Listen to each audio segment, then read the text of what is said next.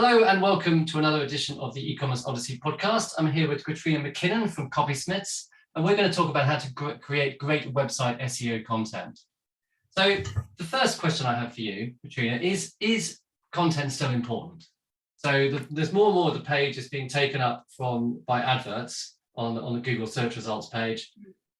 What is the opportunity for e-commerce businesses to drive traffic?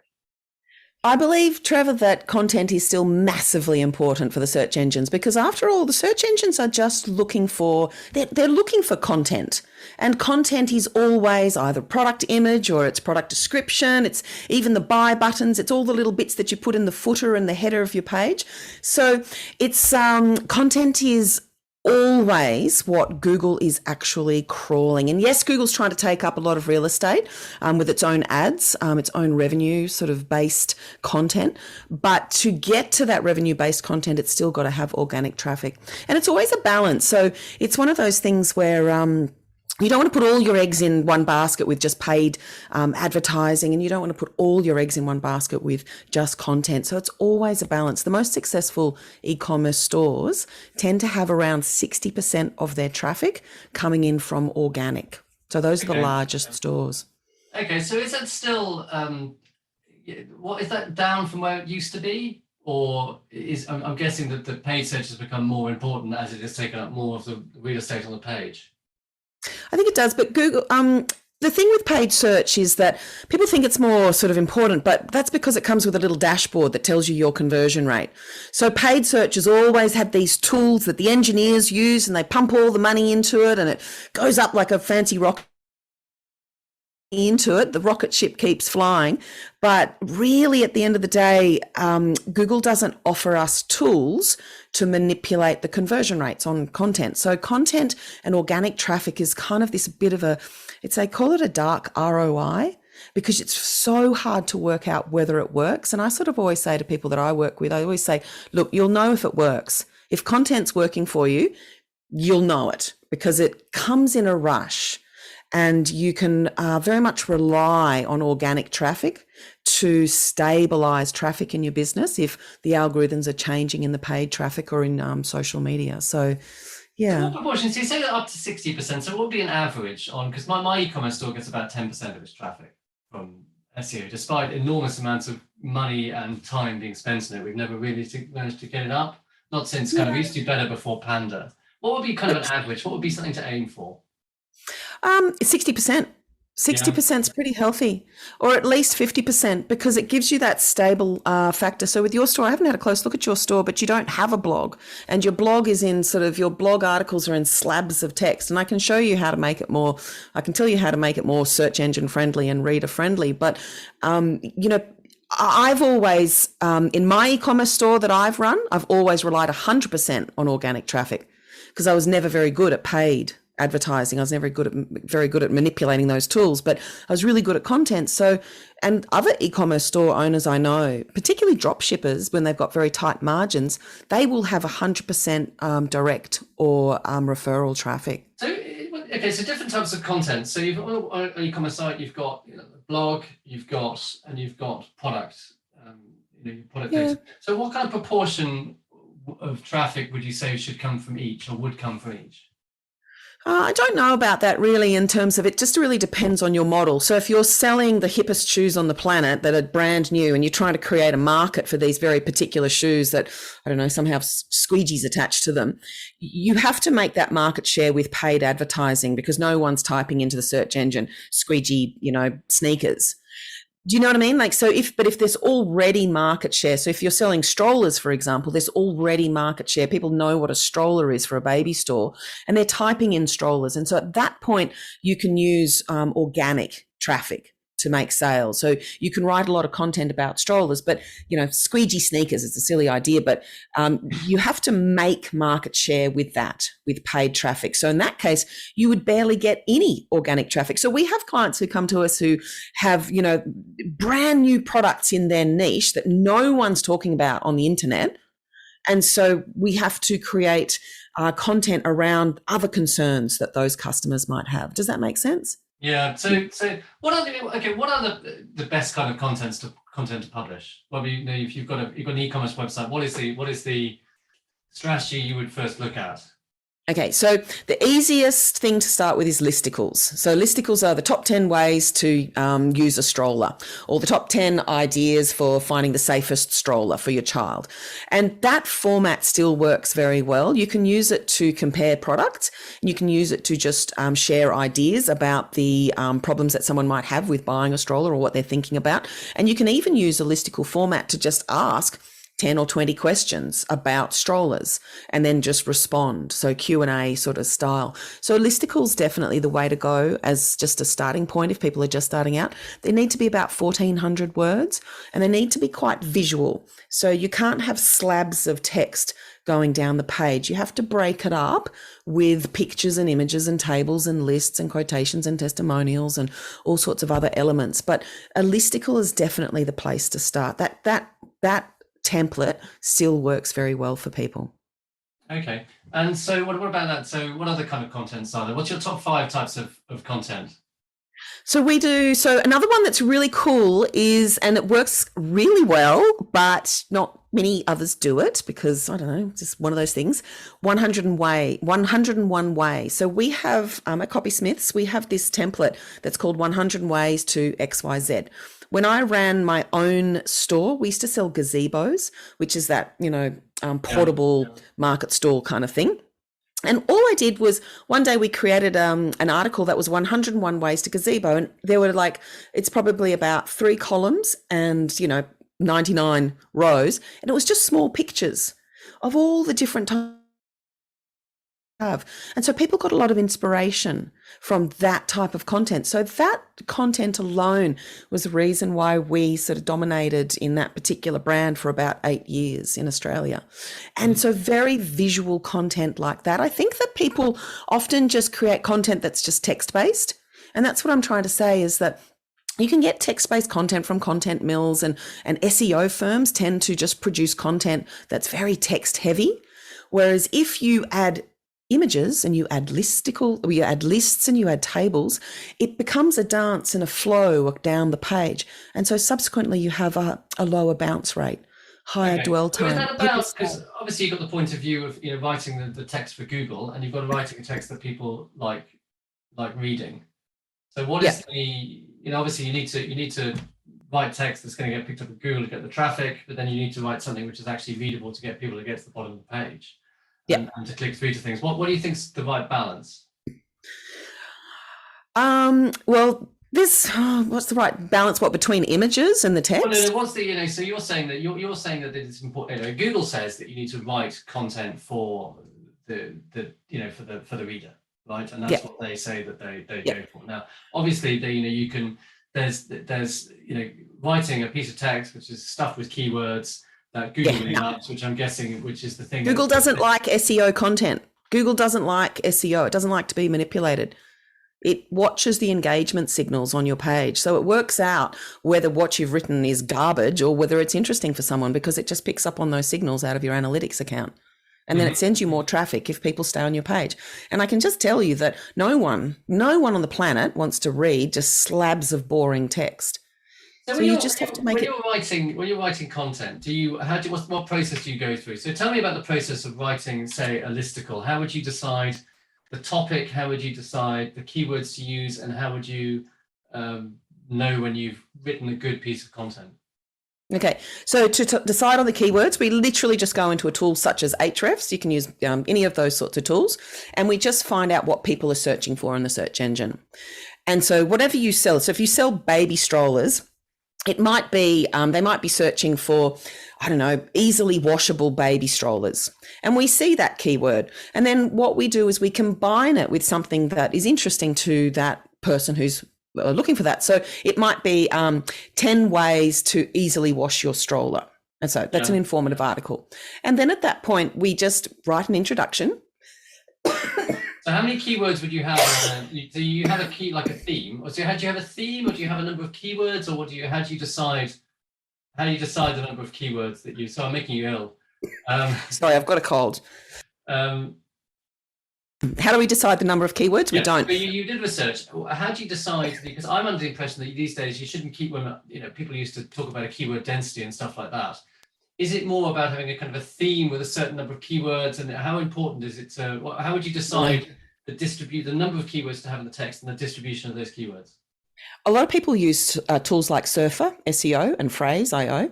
And those tools, I think, make a footprint that Google can see, because if everyone's typing in baby strollers and generating a document about baby strollers, it's the same 30 keywords that are, Surfer SEO says you must use these in your document. So you certainly pay a little bit of attention to it, but you don't let it override the reader's experience of your content.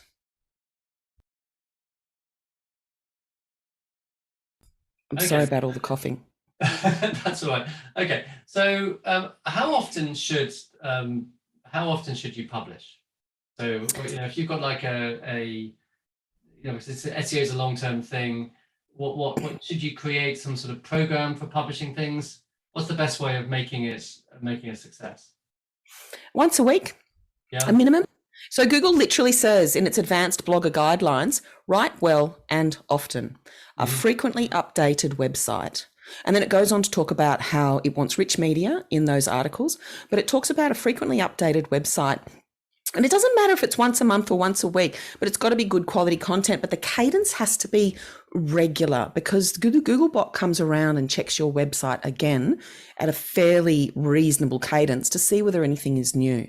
So regular just means once a week, once a month, twice a week if you really want to be competitive, something like that. Okay, so twice a week, so once or twice a week is best. And so what is the best way of creating content? So, is it something we should, companies could do in-house, or should they hire a company like your good Copysmiths company? Or I've been contacted by a lot of AI content creation tools. There's lots of that. Deeply suspicious of.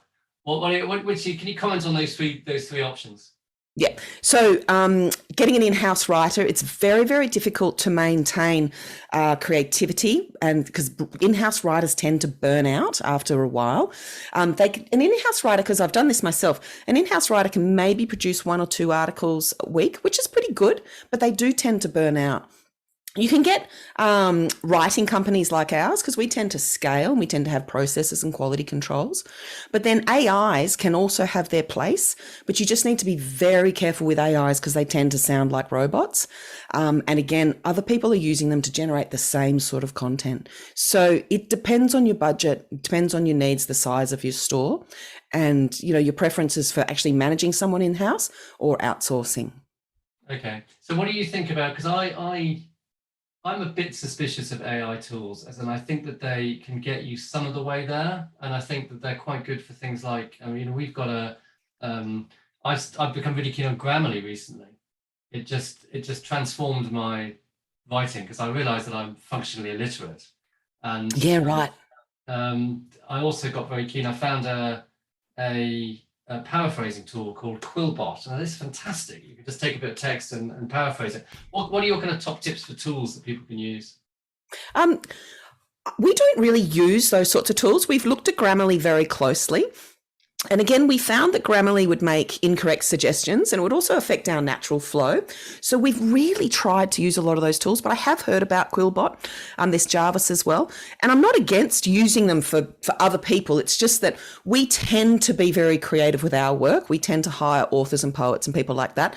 We have a very comprehensive training system and a very strict sort of guidelines to how we write within our business. And those tools don't fit within our human-centric way of working, but they can be used really, really well. But bits and pieces of them, they can absolutely enhance someone's work. And particularly if you've got an in-house writer, it can make a lot, it can act as an editor, so to speak, but we have human editors, for example. But they're all, I know I'm sort of not being sort of definitive, but they do suit people for different purposes. Yeah, I tell you what I think they're good for is that certainly they cut down on proofreading time. So, definitely. I think that, and we had a professional, our SEO company got some articles written for us, and they clearly didn't use something like Grammarly, and there were some mistakes in their work, which I think, given the amount of money I was paying them, was unforgivable. They should be. I'm expecting to get something. If I'm paying a few hundred quid for it, I expect it to be spell checked and grammatical. and have zero Absolutely. mistakes in it.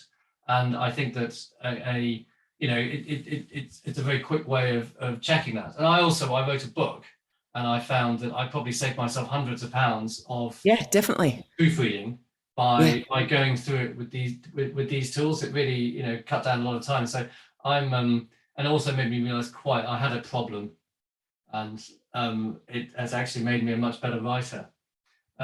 They've definitely got their place. They've absolutely got their place, but you just have to not 100% rely on them. That's all. Yes, I mean, I think that it's like all these AI tools are great for speeding things up, I think. So what about getting content read? So you've created the content on the website. Obviously, we've talked about how to get it. Well, I don't know. We talked enough about how to optimize it and get it picked up by Google. Google loves images. Like I keep sort of saying this, Google loves bite-sized chunks of content. So it likes to see that you're directly answering a question. So if you pose a question in an article, it likes to see a direct response. It's pretty simple like that. But to get it read, it will naturally show up in the search engines if you answer the question that is being posed in the article title. So, what's the best way to clean a stroller? If you literally answer that without fluff, your article will eventually rank in the search engines. So what about the best place? So once you've written the content, what are the best places to post it? So, organic social just doesn't work anymore. So that's a really tricky thing. So organic social doesn't work. Once you've got an account that's got a paid account attached to it, the algorithm tends to kind of clip your organic reach because it wants you to pay more. So I've heard from some colleagues that what they're doing now is they will separate their two accounts out. So if they're running a baby store, they'll have one account in Instagram where they have ads attached to it and, organic content as well. But they'll have another account that is purely organic that they never, ever touch with ads.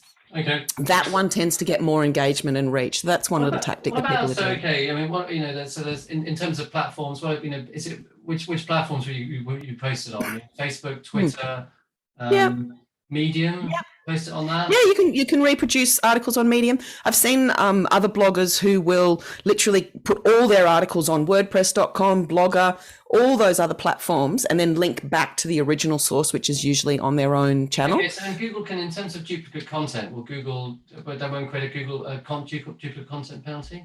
I don't know. I don't think anyone really knows. A lot of people are trying it and they try it for a while. It's risky. I think if you want to keep your brand for 10 years, it's something that you'd maybe steer clear of. But if if you've got, squeegee sneakers and you're just looking for a one-hit wonder for the next 6 months, then you can try those sorts of things and get to the top of the rankings. Okay. So how would you measure success with an article? We measure success, yeah. What is it? Is it and what are the tools you would use and what would you expect? How would you do it? So what we tend to do is an article is successful if it starts showing up for keywords. So a really successful article might show up for maybe 200 keywords. An incredible article will show up for over 1,000 keywords. Okay. And an okay article will show up for 20 keywords. So is that due to the general quality of the site, or is that due to, if you've obviously got a new site, will that mean that the articles won't show up as much as a much older site, which has got a lot more quality content on it? Yeah, it's got a lot to do with your on-page SEO, your technical SEO throughout your site as well. You've got to have the whole package. Okay. So content alone, content alone won't save you. Content is just one part of having a healthy store that provides answers to your customers. So you've got to be doing all the right things. You can't get away with a rubbish logo or poorly written product descriptions. You still have to have, an about page, your about us page is super important. A contact page is super important for Google to see that that's who you are. It's all about that Google EAT and the authority. So content, like in a blog, is really just one component. But, to measure the success of that, you'll see that your organic starts going up. You'll work out which articles are ranking quite well, which are getting most of the traffic, and then you just repeat those lessons. So if one type of content on one type of topic, you just sort of say, well, that one worked really well. What I'm going to do is I'm going to make something similar for another product in my range. Okay. So and presumably you then look at the on analytics, you'd be able to see what kind of tool would you use to see the keywords you're ranking for? We use hrefs.com. There's a whole host of other tools out there. There's some that are a lot cheaper. There's one called keysearch.io or something. There's also Moz. There's a whole range of these tools where you can see the rankings, the sort of the pseudo rankings, because all they're doing is scraping Google. So they're only as good as their own scraping and their own index. Yeah. So it's just it's a proxy. It's a proxy for Google. But what we tend to do is we stick with one tool, and we know that if we stick with that one tool, then everything else we measure is relative to that tool's, scraping ability and its rating system. Okay. And how long does it all take? I mean, what's the kind of commitment that you should have if you're starting to create content? So if you've got a store we've got experience with this, if you've got a store with 1 million visitors a year, you can expect to see your content ranking within about 2 weeks, because that's how quickly the algorithm comes back around. If you've got a brand new store, it'll often take 5 to 6 months for you to see any upwards trajectory from the content that's been created. And if you've got a middling store that maybe, you might be getting, let's say 20,000 visitors a month, maybe 10,000, 20,000 visitors a month, then you can expect to see results from content about a month to 6 weeks afterwards. But again, if you were to publish 10 articles on a store, maybe only 2 or 3 of them will really work well and the others won't do anything. So it's a bit of a hit and miss, and we still don't really know why some content doesn't rank whereas others do. Okay. It's like Google black box. Yeah, totally. The whole Google black box. My life is just ruled by black boxes. I find it quite exhausting. Because going and building houses or something that I know it actually happened. Yeah, exactly. Yeah. No, we've got no idea what's going on. Everyone's making it up, Yeah. Everyone's making it up. People can say what best guess. Yeah. Cool. Okay. Last question. This is just, you can say whatever you like about this. Anything which has inspired you recently? Have you read a good book? Seen any good films? Bit excited by the Australian. I'm enjoying Wes Anderson's work. We just his movies. I just watched The French Dispatch the other day, and the colours and the creativity and the beauty and the imagery and the fact that he really owns his own style. And the storytelling that he does as well. I love that sort of stuff. So that's what's inspiring me at the moment. I'm actually a big Wes Anderson fan, but I find about a few of his films I thought are just the best films ever made. So I thought that The Grand Hotel Budapest is like my favourite film. I just thought it was so completely brilliant. Every scene is a masterpiece. Every line is a masterpiece. The French Dispatch, I didn't really get on with. No? Okay. It just didn't make any sense. And I got to the end of it. What was all that about? And I think really because it was a newspaper. I think it was because it was a newspaper and these stories and journalism. I loved that part of it. I just thought, I don't know. I couldn't really tell you what it was about. The Royal Tenenbaums I really love. Yes. I really Is that the one, the submarine one? No, that's The Aquatic Life of Steve Zissou. Oh, yes, I love that one. Yeah. I loved it the first time I saw it. And then the second time I saw it with some friends the other day. I was like, I must watch this. I didn't think it was that great. I think that with him, I'm always watching his new film, hoping it's going to be as good as one of his best films. Yeah. And the two which I've watched repeatedly are Royal Tenenbaums and The Grand Hotel Budapest. But I love the colours that he uses. It's always this particular yellow and a particular aquamarine colour that he uses. Well, everything's framed as well. You can just see the shots. Yeah. He's got 2 people standing. And his cutaways as well. You know his cutaways? Yeah, they're very cool. It's got, because in particular the French Dispatch, so we're talking a bit off topic here, particularly in the French, his tracking shots were amazing in that film. I mean, he's clearly got bigger budgets these days. Oh, yeah, absolutely. Yeah, and he gets all-star cast. And it's kind of interesting to see the same stars, turn up each time for his films. I wonder how he does it sometimes. He's making a film of The Wonderful Life of Henry Sugar. That's his next film. Oh, really? Okay. So there you go. Yeah, right. Hit first. Yeah, exactly. Katrina, lovely to speak to you. Thank you, Trevor. So your company is Copysmiths, and you help people write great content. Yep. We provide blog articles for e-commerce stores. Okay. Yeah. Lovely to speak to you. Thanks very much. Thanks, Trevor.